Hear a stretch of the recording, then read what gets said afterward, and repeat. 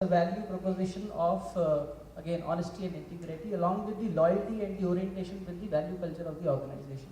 Do I align with that or not? And then observational parameters give us the indication of are the students aligned with the overall teachings, or we need to enhance and work upon it. Another key, that's the only example I would like to share next, is that we have a individual scorecard, not the balanced scorecard which we speak in the organization terms, but an individual scorecard with certain different parameters, which again is a kind of self-appraisal for the candidate, of where he or she rates himself or herself on a daily basis on various value propositions, and rate himself or herself, and finally see the gradual transformation happening. If the candidate wishes, he or she can associate with a mentor, and the mentor can guide the mentee and help him or her transform further. So again, the value part of it. And lastly, I would like to say, as a submission to the forum, that if at all we can create, the organizers, DMA and IB and the other value partners, if we can create a common email portal or forum wherein all eminent people like you, those who have shared your presentations, and we can also throw upon certain more things post this conference, and some value proposition or exchange can happen, that will be wonderful. Thanks. Thank you. I would certainly ask the conference organizers to support in that measure. Do we have someone next coming up, please? I'm sure all of you working at your respective places would certainly have some experience which you felt was the best practice and did provide a value proposition, be it to the business, be it to customer, be it to employee.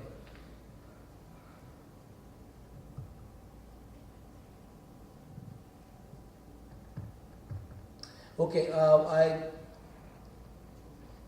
throw the house open. Okay, please. I'm Divya Gupta, and I represent the organizers because I'm faculty with IBA, English Business Academy.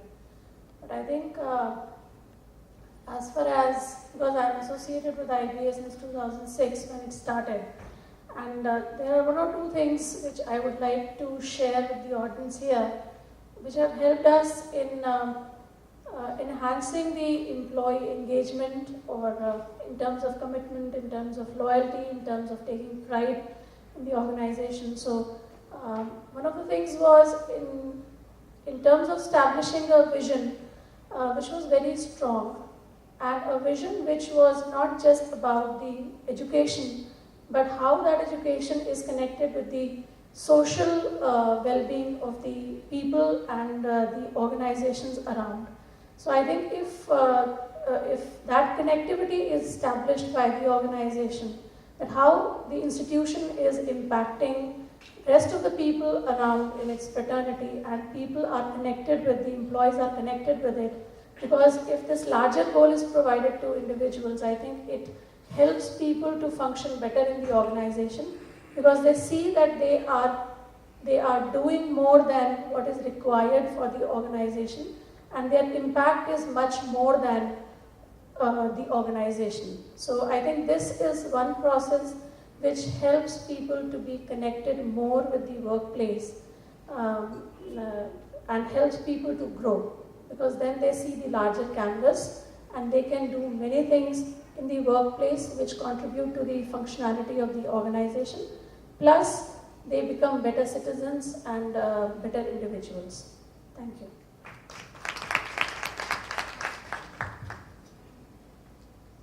Yeah, I agree with you. Employees do see meaning in whatever they're doing. The house is open for questions to the panelists, and there is not much time. Otherwise, one would like to really spend more time. So the next 5 to 10 minutes, questions to the panelists, please.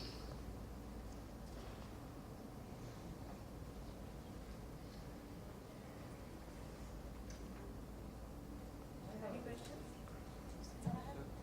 Yeah, somebody there? Yeah.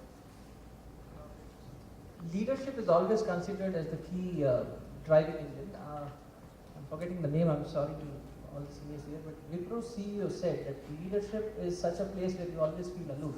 And the good or bad part of the story is your internal customers, your employees always give you the good news, and the external employees, your customers, gives you the bad news, always the complaint.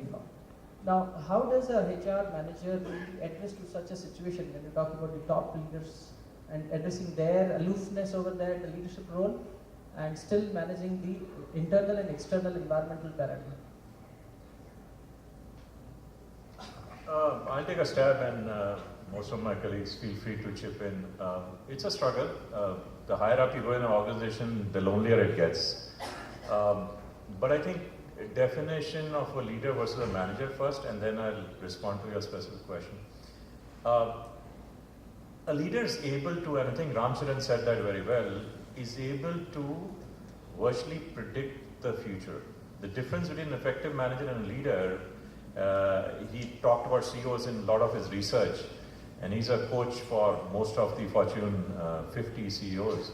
But he says the leader is able to predict the future, and I can quote a lot of CEOs who kind of can look into, Indra Nooyi, Steve Jobs, who can kind of see and connect the dots.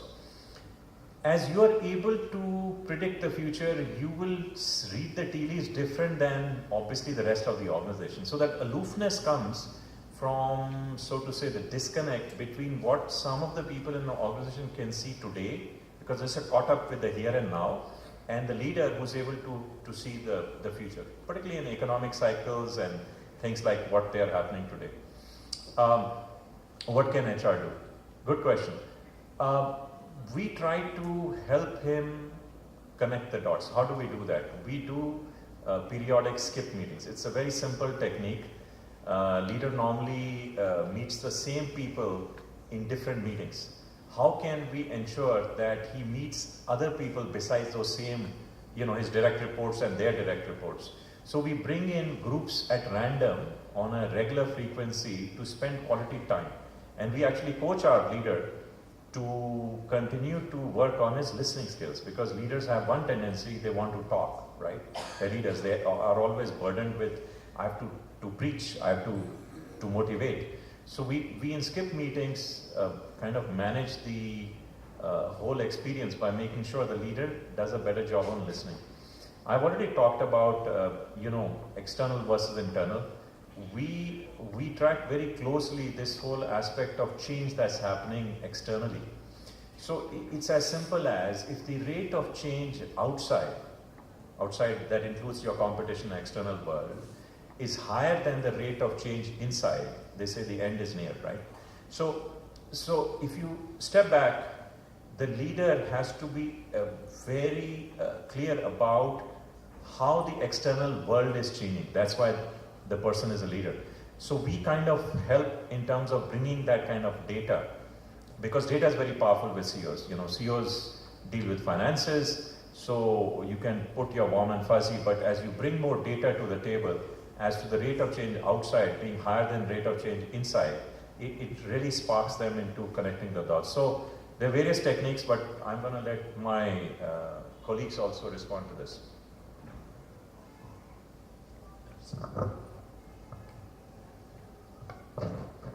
You see, a leader essentially is a person who inspires people to be doing what they ought to be doing. Leader is a person where you choose to follow him willingly. Places where you don't want to go yourself alone, you have willingly chosen to follow him.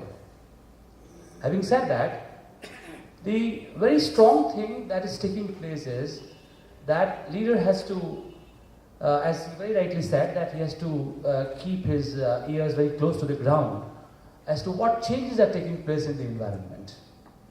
And how is that change is likely to impact the business and its outcomes. And how quickly he can align the people working in the organization to the change. Now, so therefore he has to visualize, he has to create strategy, and he has to do the alignment. It is here the HR department helps in a leadership development exercise in the organization. That how can the HR department build a pipeline of leadership to ensure that it takes care of the attrition, it takes care of the of how the changes taking place in the environment, and how can the leadership which is being created is fully current to the requirement of the business, So that is how it takes care of it. Thank you, May I? Mr. Chaturvedi. Sorry. What's your name? Ankur. Okay. Sorry? Okay. Ankur, I'm just taking this off. There's the principle known as uncertainty avoidance. Are you familiar with that? Okay. So there's high uncertainty avoidance and there's low uncertainty avoidance. When the culture within an organization is that of high uncertainty avoidance, that means the organization will have set systems, structures, policies, practices. So at Orient Craft, we are moving from low uncertainty avoidance to high uncertainty avoidance. What we started doing is organizing monthly meetings, which are known as voice of the customer. We share data on which customers are likely to give us orders in the next season, which are the customers where the shipments are getting delayed, which are the customers which are relatively likely to give us higher orders in the next season. So the employees who are not connected with marketing, for example, accounts, HR, admin, all support services, they know where the organization is headed. With the dollar value increasing, so with the rupee value is going up, what impact is it going to have on garment exports? And how is it going to affect our organization, and what is the effect going to be on increments next year? So employees need to know. That's what we are trying to do, and that was the topic of discussion in our last meeting. So Thank you, Paramji. Next one, somebody from the audience.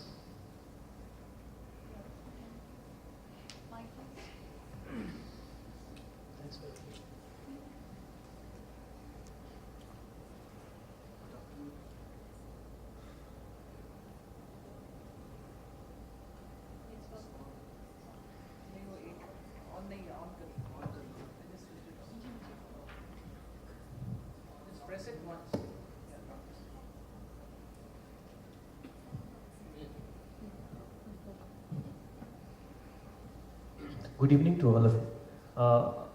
I'm Ajay and I'm from Roop Polymers Limited. Sir, this question especially I would like to ask from A.C. Chaturvedi. Sir, do you think or any best HR practices organizations should have a proper allocated budget, or it can be done by other way around also? Yeah, what I think, if we get your question right, what you're sharing with the panel is that whatever best practice you want to do, is it within the budget or it can be done out of the budget? Oh, it is necessary to have a budget? Whether it's necessary to have the budget. Yeah. Okay. Yeah. You see, if you want to do something in the organization, then even if you have a reward and recognition scheme, it also calls for a budget, So definitely for anything that you introduce new in the organization, you need to have a budget.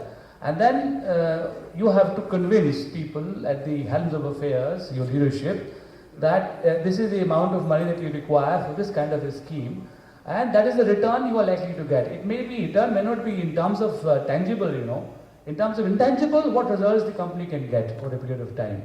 So, most of the things, you have, for example, reward and recognition, you have to spend certain amount of money, but then there are, rewards which don't require any kind of money. Okay? So, yes, it requires certain budget, and then you will have to take up your case with the leadership and get it approved. Can I respond to that question a little differently? Please. Just to provoke the audience. There are two types of people in an organization. There is a person who looks at their resources, the budget, the money, the manpower, the staffing, the allocation. And then they develop the initiatives, because you are given X amount of dollars or rupees and you try to cut your piece according to the cloth. That's one type of people. There is another type of folks, and normally I would say that fits in well with the difference between a manager and a leader definition, which is who says, what do I need to do? What do I need to do in this organization to take it from X to Y, right? You have a growth plan, you have a business plan, you want to capture share of market, you want to increase your profitability, whatever that business plan is. They say, what do I need to do? What are the initiatives I need to take, right? But in their thinking, they are not restrained by the resources.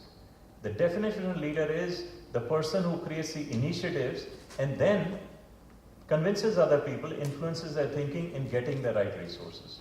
So I would urge you to think of that other person who first says in the organization, what do I need to do? What does HR function need to do? How much do I need to convince my CEO that this is the right thing to do?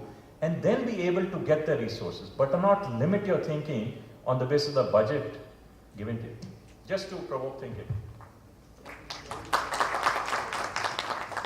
I think a practical suggestion which I thought I'll share with the group is that, you know, if you have an idea and you think it's a compelling idea and you think this is an idea which will add value to the organization, I think it is how hard you try that idea. Maybe perhaps, you know, if you sell that idea to people and make them feel it is their idea, you will have more supporters. Because, you know, once people buy the ideas, you tell them that, you know, it's their idea and make them really talk for you. You know, so that creates tremendous amount of buying for any idea to work, and that's where I think HR needs to create more supporters and champions to buy into the ideas. And of course, there is this pursuit in terms of not giving up, because many a times I suppose we give halfway and we don't take it to the logical end. Thank you. Anybody else? One question from Mr. Garg. I'm Dinesh from Mitsuba. Because you have worked in India, Indian scenario also, and you had worked in Akron, USA, in Korea. And what is the things are changing very fast. What is the difference between HR practices in India and abroad? And what is the best practices HR in international levels? I'll just give you a perspective. I don't claim to have the expertise to really answer it.